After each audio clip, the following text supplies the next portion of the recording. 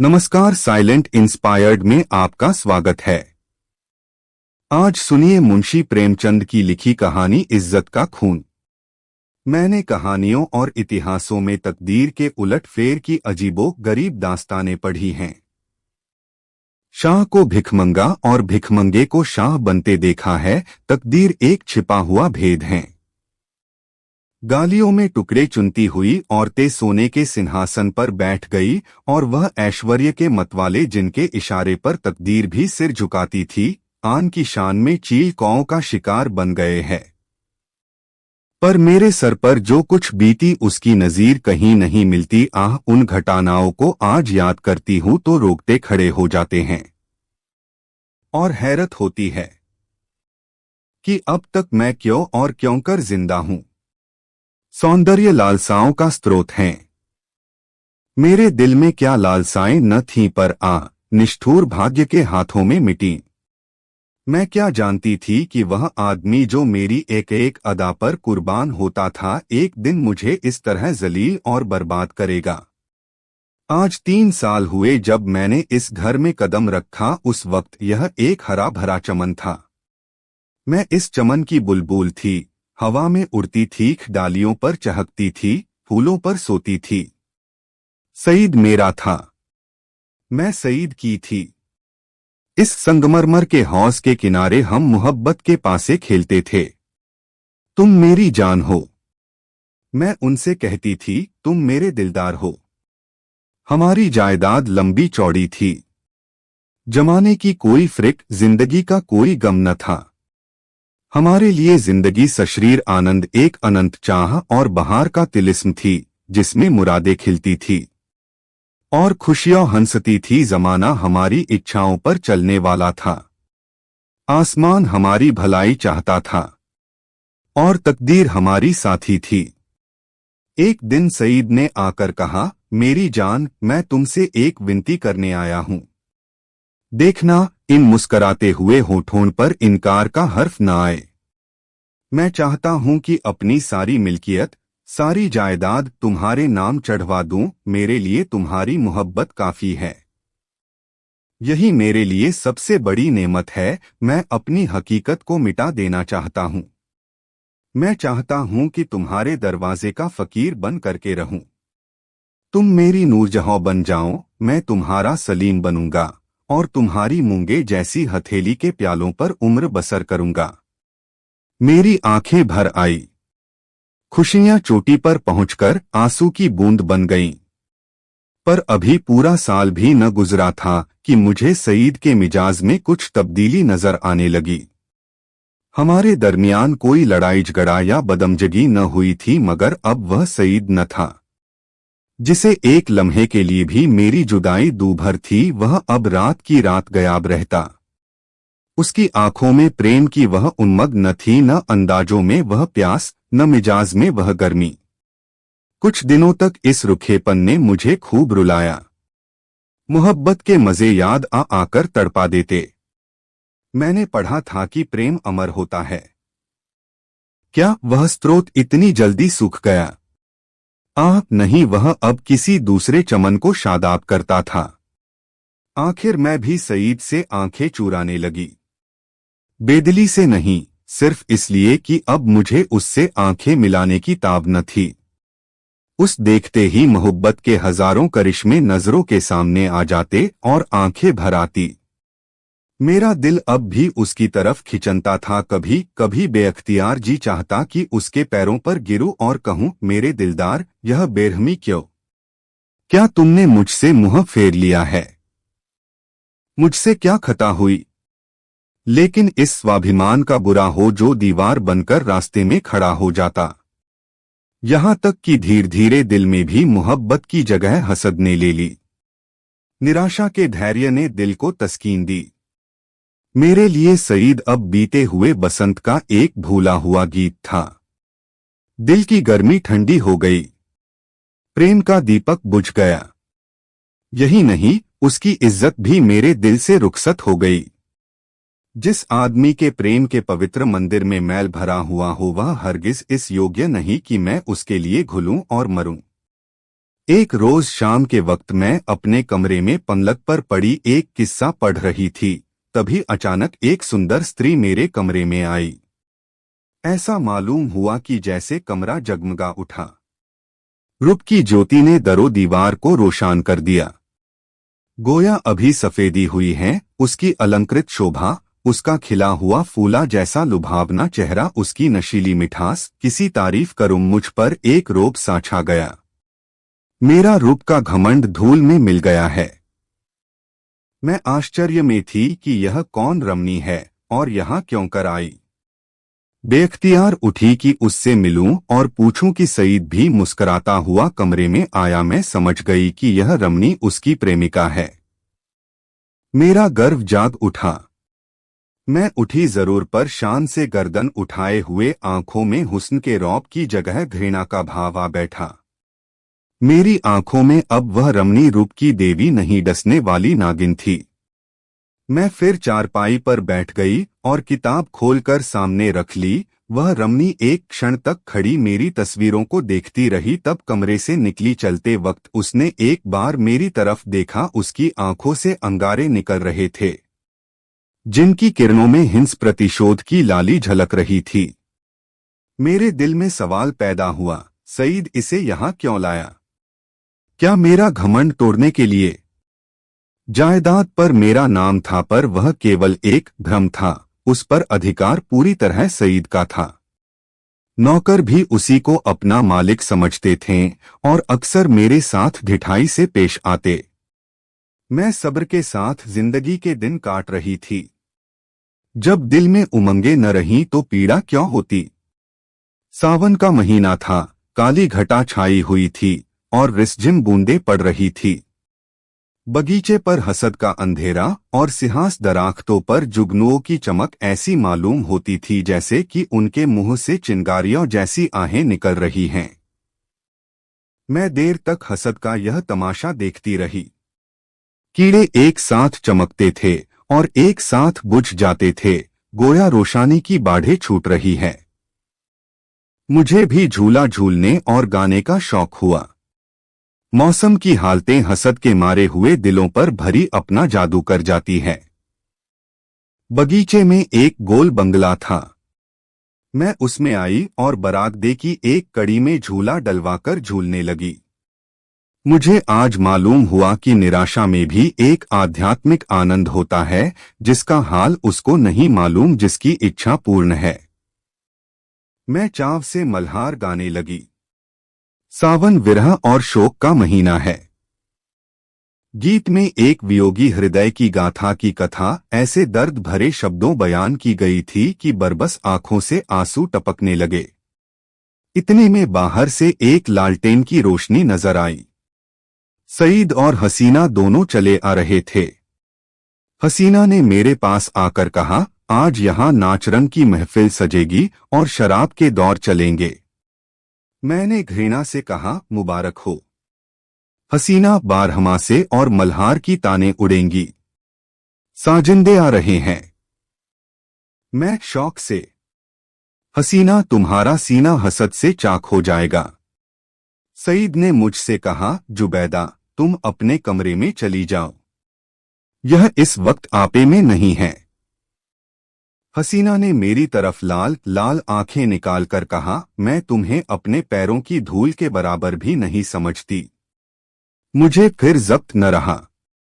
अकड़कर बोली, और मैं क्या समझती हूँ, एक कुतिया दूसरों की उगली हुई हड्डियों चिचोड़ती फिरती है। अब सईद के भी तेवर बदले। मेरी तरफ भयानक आंखों से देखकर बोले, जुबैदा तुम्हारे सर पर शैतान तो नहीं सवार है? सईद का यह जुमला मेरे जिगर में चुभ गया। मैं तपड़ उठी। जिन होठों से हमेशा मोहब्बत और प्यार की बातें सुनी हों, उन्हीं से यह जहर निकले और बिल्कुल बेकसूर।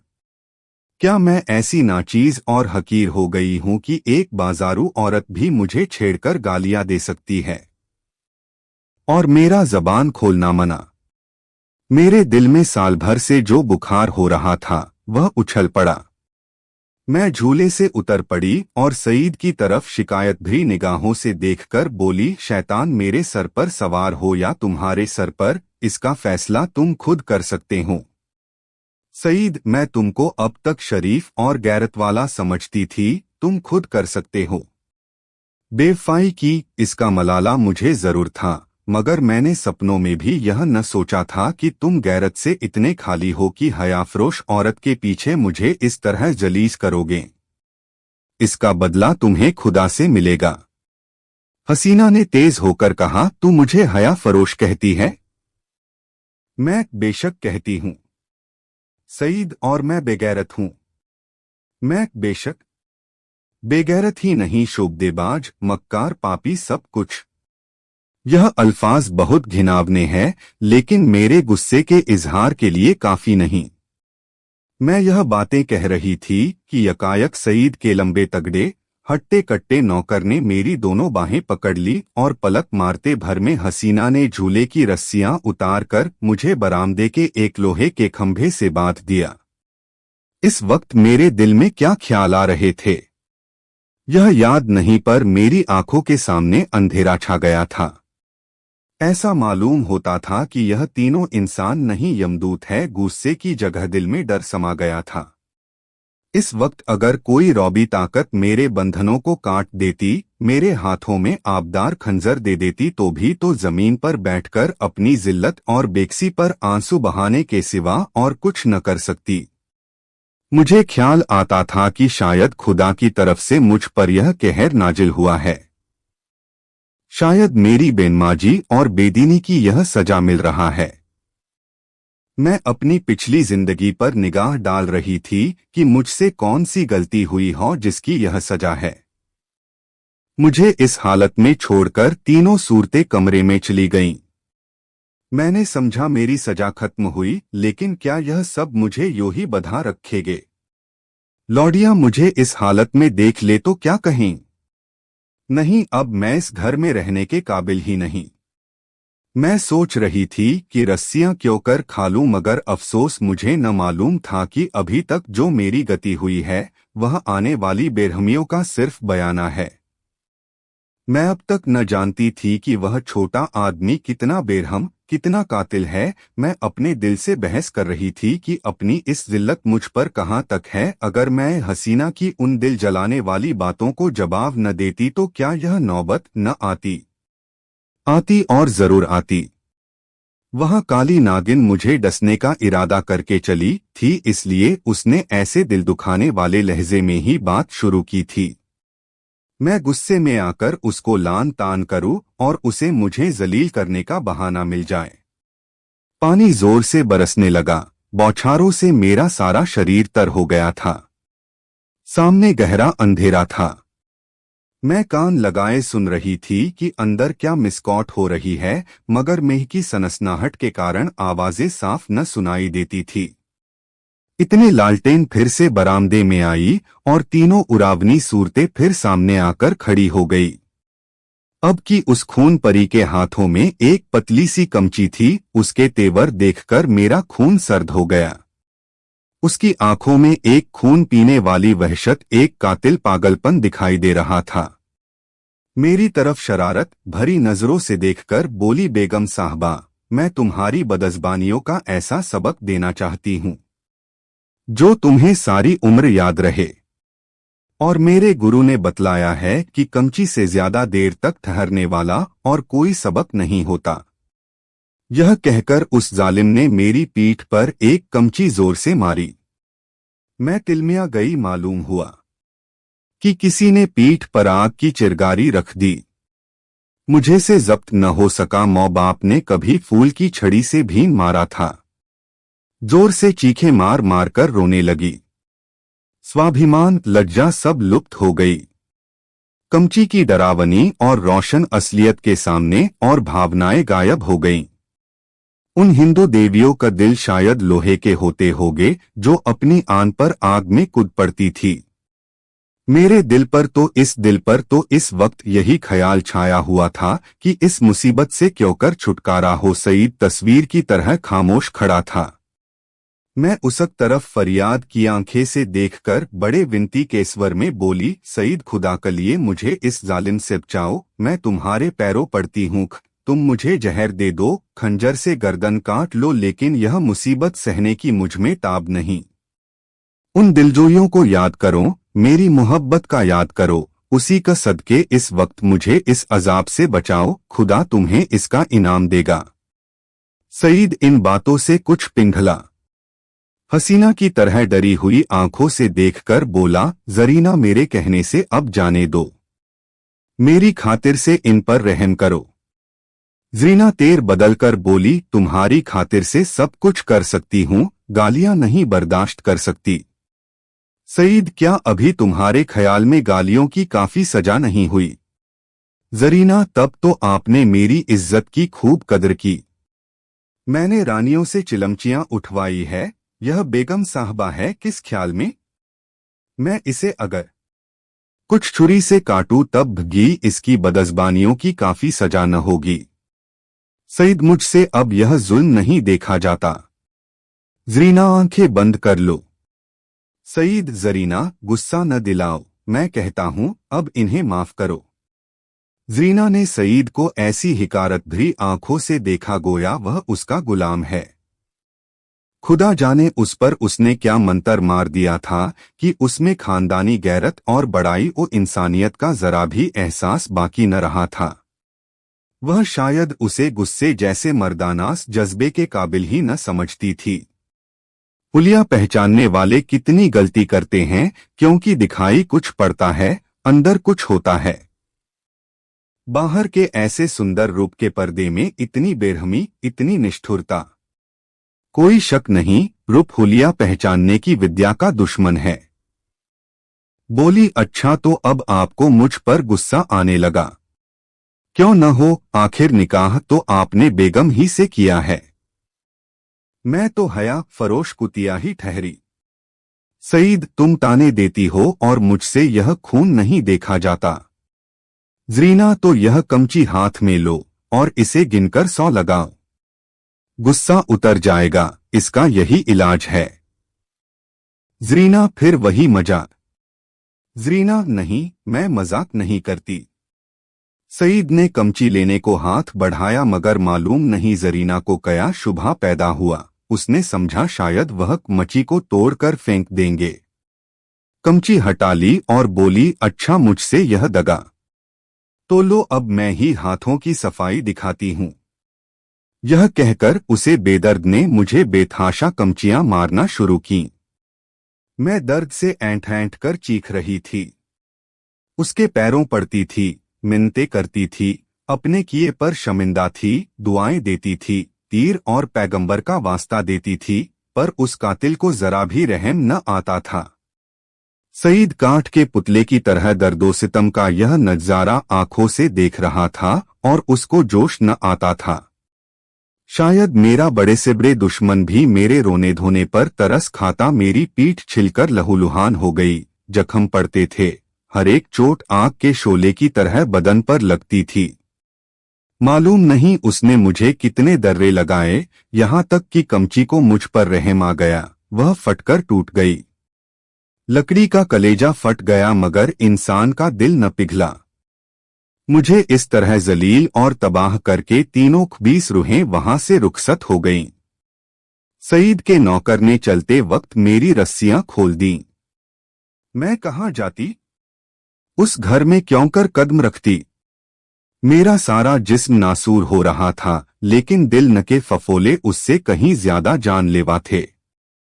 सारा दिल फफोलों से भर उठा था। अच्छी भावनाओं के लिए भी जगह बाकी न रही थी। उस वक्त मैं किसी अंधे को कुने में गिरते देखती तो मुझे हंसी आती, किसी यतीम का दर्दनाक रोना सुनती तो उसका मुंह चिढ़ाती। दिल की हालत में एक जबरदस्त इनकलाब हो गया था। मुझे गुस्सा न था, गम न था, मौत की आरजू न थी, यहाँ तक कि बदला लेने की भावना न थी। उस इंतहाई जिल्लत ने बदला लेने की इच्छा को भी खत्म कर दिया था।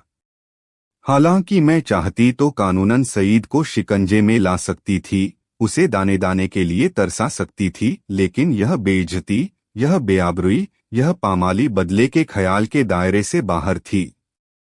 बस सिर्फ एक चेतना बाकी थी और वह अपमान की चेतना थी। मैं हमेशा के लिए ज़लील हो गई। क्या यह दाग किसी तरह मिट सकता था? हरगिज नहीं।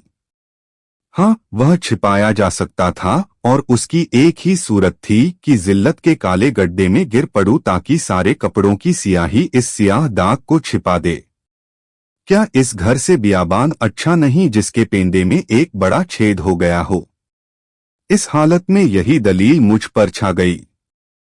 मैंने अपनी तबाही को और भी मुकम्मल, अपनी जिल्लत को और भी गहरा, आने काले चेहरे को और भी काला करने का पक्का इरादा कर लिया। रात भर मैं वहीं पड़ी, कभी दर्द से कराहती और कभी इन्हीं ख्यालात में उलझती रही। यह घातक इरादा हर क्षण मजबूत से और भी मजबूत होता जाता था। घर में किसी ने मेरी खबर न ली। पौ फटते ही मैं बागीचे से बाहर निकल आई। मालूम नहीं मेरी लाज शर्म कहाँ गायब हो गई थी। जो शख्स समुंदर में गोते खा चुका हो उसे ताले तलैयों का क्या डर। मैं जो दरोदीवार से शर्माती थी, इस वक्त शहर की गलियों में बेधड़क चली जा रही थी। चोर कहाँ? वहीं जहां जिल्लत की कद्र है, जहां किसी पर कोई हंसने वाला नहीं, जहां बदनामी का बाजार सजा हुआ है, जहां हया बिकती है और शर्म लुटती है। इसके तीसरे दिन रूप की मंडी के एक अच्छे हिस्से में एक ऊंचे कोठे पर बैठी हुई मैं उस मंडी की सैर कर रही थी। शाम का वक्त था। नीचे सड़क पर आदमियों की ऐसी भीड़ थी कि कंधे से कंधा छिलता था। आज सावन का मेला था। लोग साफ सुथरे कपड़ पहने तार की तार दरिया की तरफ जा रहे थे।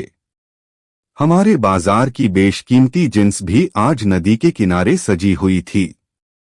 कहीं हसीनों के झूले थे, कहीं सावन की मीत, लेकिन मुझे इस बाजार की सैर दरिया के किनारे से ज्यादा पुरलुत्फ मालूम होती थी। ऐसा मालूम होता है कि शहर की और सब सड़कें बंद हो गई हैं, सिर्फ यही तंग गली खुली हुई है और सबकी निगाहें कोठों ही की तरफ लगी थीं, गोया वह जमीन पर नहीं चल रहे हैं, हवा में उड़ना चाहते हैं।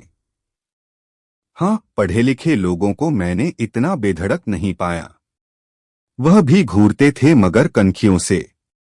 अधेड़ उम्र के लोग सबसे ज्यादा बेधड़क मालूम होते थे। शायद उनकी मंशा जवानी के जोश को जाहिर करना था। बाजार क्या था? एक लंबा चौड़ा थिएटर था। लोग हंसी दिल्लगी करते थे, लुत्फ उठाने के लिए नहीं, हसीनों को सुनाने के लिए। मुंह दूसरी तरफ था, निगाह किसी दूसरी तरफ। बस भांडों और नक्कालों की मजलिस थी। यकायक सईद की फिंटन नजर आई। मैं रोज पर कई बार सैर कर चुकी थी। सईद अच्छे कपड़े पहने अकड़ा हुआ बैठा था। ऐसा सजीला बाका जवान सारे शहर में न था। चेहरे मोहरे से मर्दानापन बरसता था। उसकी आंख एक बारे मेरे कोठे की तरफ उठी और नीचे झुक गई। उसके चेहरे पर मुर्दनी सी छा गई जैसे किसी जहरीले सांप ने काट खाया हो। उसने कोचवान से कुछ कहा, दम के दम में फिटन हवा हो गई। इस वक्त उसे देखकर मुझे जो द्वेषपूर्ण प्रसन्नता हुई, उसके सामने उस जानलेवा दर्द की कोई हकीकत न थी। मैंने जलील होकर उसे जलील कर दिया। यह कटार कमचियों से कहीं ज्यादा तेज थी। उसकी हिम्मत न थी कि अब मुझसे आंख मिला सके। नहीं, मैंने उसे हरा दिया, उसे उम्र भर के दिलय कैद में डाल दिया। इस काल कोठरी से अब उसका निकलना गैर मुमकिन था क्योंकि उसे अपने खानदान के बड़प्पन का घमंड था। दूसरे दिन भोर में खबर मिली कि किसी कातिल ने मिर्जा सईद का काम तमाम कर दिया। उसकी लाश उसीर बागीचे के गोल कमरे में मिली, सीने में गोली लग गई थी। 9 बजे दूसरे खबर सुनाई दी, जरीना को भी किसी ने रात के वक्त कत्ल कर डाला था। उसका सर तन जुदा कर दिया गया। बाद को जांच पड़ताल से मालूम हुआ कि यह दोनों वारदातें सईद के ही हाथों हुई।